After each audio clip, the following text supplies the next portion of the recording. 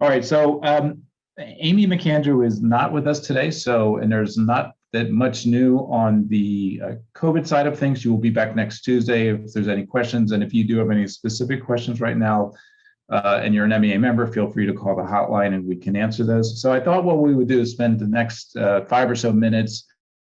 But what I think is the most important issue many companies, and I know CEOs are wrestling with, is what's the future workplace going to look like? So just wanted to share what other companies are doing, and I'm sure some of you have read this. So you see here, a lot of companies are coming out with some structure. Apple's going to a 3-day week with specific days. They're not mandating the vaccine. Facebook is allowing remote if the role allows. So you hear a lot of that language, if the role permits. And while they're encouraging flexibility, they're setting an expectation of half their time in office.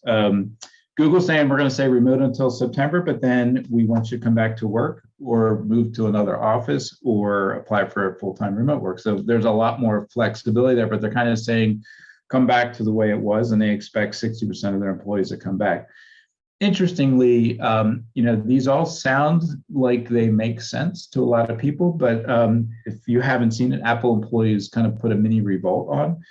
About 8,000 employees signed a kind of a response saying, you didn't really ask us what we wanted, which I think is really interesting because, we think of these companies as projecting, how, employee-centric.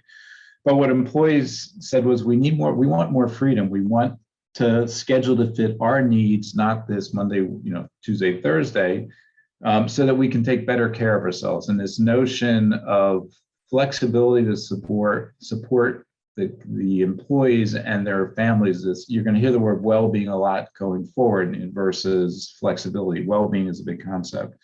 And their point was, we're a global company already, by being more virtual and flexible, it's actually enhanced the way we do things. So I think you'll see this intersection between a company looking for going back to, giving flexibility in terms of, not in the office all the time versus employees wanting that individualized flexibility. As of now, I have not heard that Apple's changing their rules, but again, stay tuned for how this evolves. A couple other companies, that are saying, Twitter's saying that if you want to work remote full time, again, back to that as the roles allowed. So when you're thinking about your policies and you want to think about, that's one of the qualifiers you want to think about is different jobs have different requirements and thinking of including that. Uber is making more of that flexible, it's a hybrid model back in September, but it sounds like the employees will be able to select it. I put on Tuck It Up here. This was recent this week. They're saying they're starting with Monday, Wednesdays, and Thursdays for their 100 employees. So again, a relatively young company going back in New York. The CEO is pretty adamant there that he wants people back because he thinks it's important to morale and productivity. And I think that's this tension that we're really going to be seeing out there and trying to address is businesses and leaders saying we need that productivity and morale, employees saying we're looking for our individual flexibility to support our well-being. I think we're going to need a mix of those. I think the fear with the completely virtual is how do you create the culture and the teams and the appreciation that Holly talked about.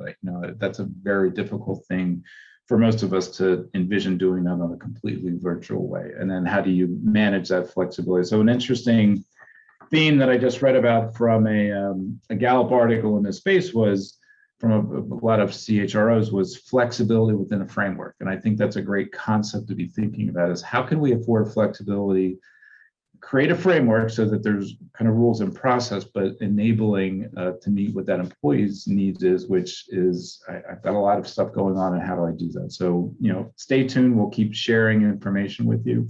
I come from the legal and banking financial background, and what you see here is a very different approach. It's an either or. So Goldman Sachs, Morgan Stanley are saying, what? This is a New York job. We want you in the office 5 days a week. And if you don't like it, then you can go find a different job. And others, Bank of America is saying, come into the office. I'm sorry, Bank of America saying they're expected to come back if you're vaccinated. But Citibank is saying more flexibility. A couple of the other investment banks are saying, hey, if you want flexibility, come to us. Jefferies is one of those that's doing that. So again, I think we're in a first round of this. We're going to see multiple rounds of what people are going to do going forward. You layer on top of this the labor shortage we're all experiencing, and I think you just have to kind of take it on a gradual basis. So we did survey members, and let's see what our community said. So we did the survey back in April, and you can see the results in June. We just did this about 3 weeks ago. About 105 participants. Notably, nobody's saying you don't have to come to work at all. So everyone's saying some type of come back to work. 6% are saying 1 day per week. The predominant view, 50%, is 2 to 4 days in a workplace, which I think is consistent. You are seeing a higher percentage that are saying 21% saying 5 days in the office. I think a lot of the undecideds move that way. And I think the other interesting point is 20% of those surveyed said it's going to be an employee choice. So giving that flexibility to the hands of the employees in that case.